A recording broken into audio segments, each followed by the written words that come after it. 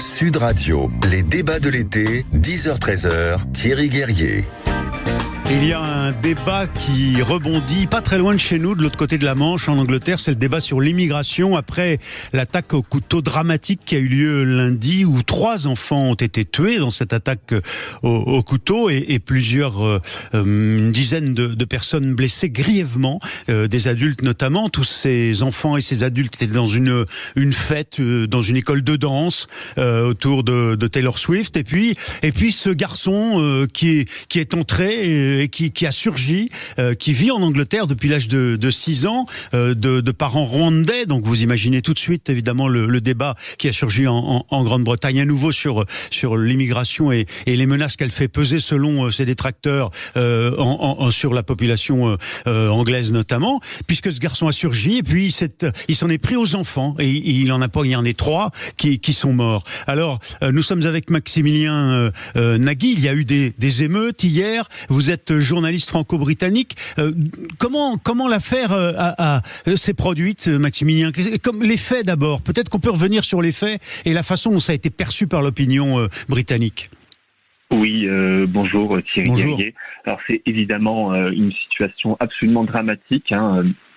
Donc en fait, on en sait relativement peu de choses. On sait simplement que pendant ce cours de danse que vous avez mentionné, ce jeune de 17 ans, dont on ne connaît pas encore le nom, il faut une décision de justice qui autorise de dévoiler le nom au public de la personne inculpée pour les crimes en question.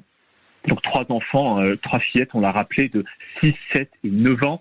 Donc c'est évidemment un traumatisme considérable pour la population locale qui n'est pas habituée, jusqu'à maintenant en tout cas, qui n'a pas été habituée à des violences d'une telle ampleur. Et elle est bien sûr sous le choc. En témoignent bien sûr hier les manifestations très violentes, les émeutes, il faut le dire, devant la mosquée de Southgate.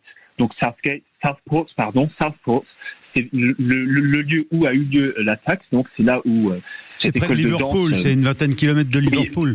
Voilà, au nord de Liverpool et au sud de Blackpool. Donc on est dans des régions relativement défavorisées, il faut le dire, touchées par l'immigration, mais comme beaucoup d'autres parties du Royaume-Uni, il faut le dire. Et bien sûr, la colère, on l'a vu hier, elle est bien sûr orchestrée par des groupes. La colère, les émeutes d'hier ont été orchestrées en partie par des groupes violents, notamment la English Defence League, qui est une sorte de groupe de droite très, très radical, antisémite et très opposé à l'islam, qui a en partie organisé au moins les émeutes qui ont eu lieu hier devant la mosquée, qu'ils avaient probablement, mais on ne sait pas exactement encore, l'intention d'attaquer. Comment le nouveau Premier ministre britannique, qui est travailliste, mais qui s'est opposé à Corbyn, le leader pro-islamiste du Parti travailliste, comment le Premier ministre actuel, qui vient d'être élu et qui vient de prendre son bureau au 10 Downing Street, gère-t-il cette crise? Alors, pour l'instant, je pense que cette crise arrive comme un choc, une surprise. Il s'est rendu sur place hier pour déposer une gerbe et bien sûr a publié un tweet présentant toutes ses condoléances.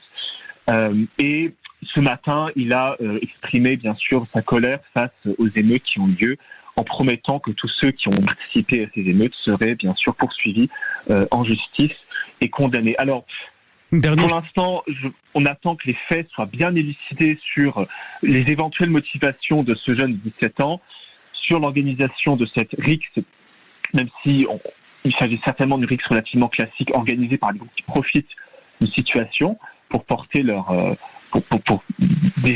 déclencher leur colère. Bon, en tout cas, voilà, on est dans une situation où on attend d'avoir des faits précis, mais le Premier ministre, en tout cas, a réagi comme certainement n'importe quel dirigeant aurait réagi face à un tel événement. Oui, on voit bien monter en Grande-Bretagne en ce moment l'opposition entre certaines communautés musulmanes dont certains de leurs leaders ont pris des responsabilités en étant élus au municipal par exemple, et puis donc l'extrême droite britannique qui elle aujourd'hui profite d'événements aussi graves que ceux-là, aussi dramatiques, sur lesquels on voulait revenir ce matin pour bien comprendre ce qui est en train de se passer de l'autre côté de la Manche. C'est tout près de chez nous. Merci Maximilien Nagui, journaliste franco-britannique, d'avoir commenté, éclairé notre lanterne sur ce qui se passe en ce moment en Angleterre. Sud Radio, les débats de l'été, 10h-13h, Thierry Guerrier. Alors je vous le disais, il y a un débat étonnant qui a lieu dans une commune près de l'Atlantique, près de Bordeaux. On est à quelques kilomètres de Bordeaux, on va à Talence et on va rejoindre Damien Patureau. Vous êtes fondateur d'une start-up, Lizzy, qui a proposé à la ville de Talence, en Gironde, d'être la première en France, pionnière, puisqu'elle veut permettre aux clients, en général, qu'ils soient jeunes ou pas, ou qu'ils soient étrangers ou pas, de payer tout simplement leurs transactions commerciales quand ils vont chez des commerçants, de payer en crypto-monnaie. Bonjour Damien Patureau.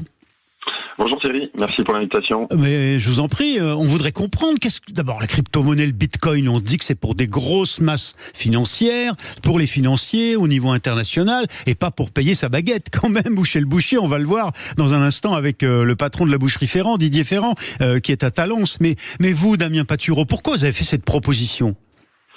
Nous, aujourd'hui, alors, le constat il est assez simple. En France, 10 à 12% des Français ont déjà de la crypto-monnaie. Ça, c'est un fait. C'est une étude récente de l'ADAN qui est sortie et qui prouve aujourd'hui qu'il y a un vrai marché. C'est plus de 500 millions de porteurs de crypto à l'échelle du monde et plus d'1 milliard du coup d'ici 2029.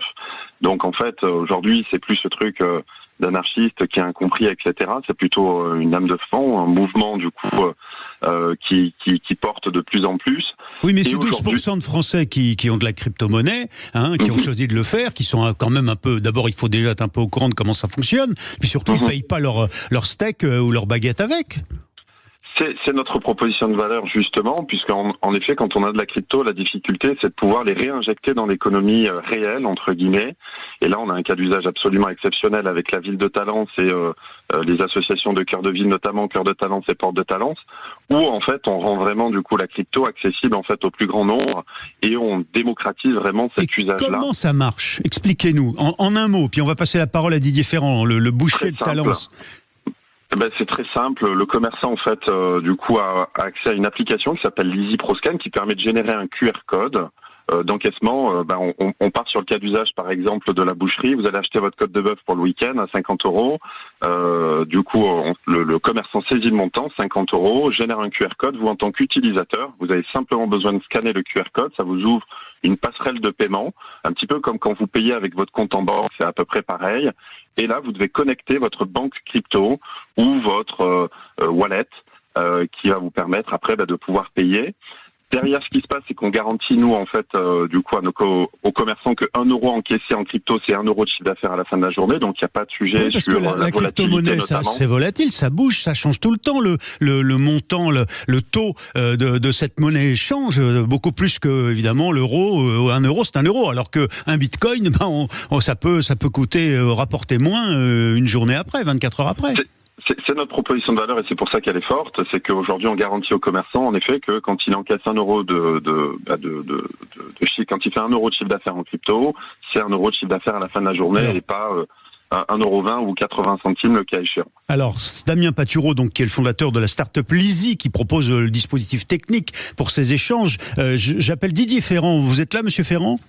Oui, bonjour. Bonjour, on est ravis de vous accueillir sur l'antenne de Sud Radio. Vous êtes la boucherie Ferrand à Talence, près de Bordeaux. Et alors, vous avez été, vous, dans les années 80, parce que vous êtes un pionnier, vous aimez bien être le premier, l'innovateur, et vous avez été le premier chez vous, dans les années 80, à permettre aux gens de payer leur steak avec la carte bancaire. Au début, on vous regardait en rigolant ou en ricanant un peu, puis finalement, c'est vous qui avez eu raison. Et alors là, vous pensez vraiment que la crypto-monnaie, c'est pas juste pour vous faire de la pub, ça va vraiment fonctionner ?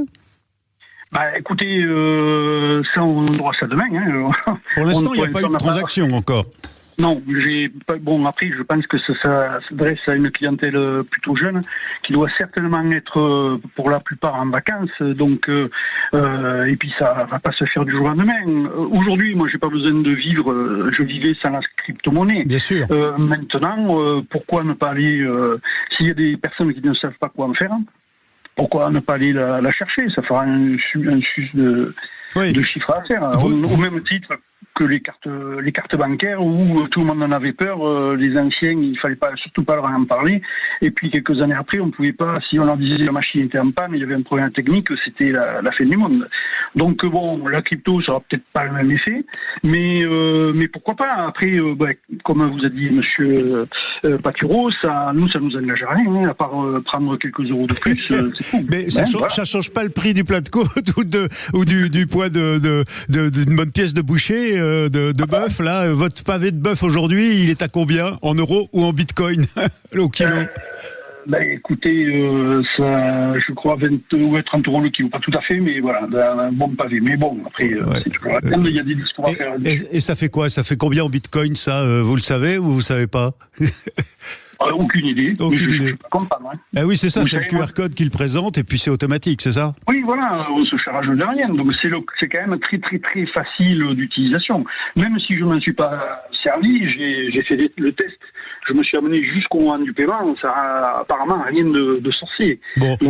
Donc pourquoi pas. Et dites-moi franchement, Didier Ferrand, vous avez des bitcoins, vous êtes essayé à ça? Non. Ok. Non, pour la simple raison que j'ai 60 ans et que je pense que c'est surtout je pense que c'est des personnes beaucoup plus jeunes et peut-être dans la tech qui utilisent ce genre de produits. La crypto-monnaie.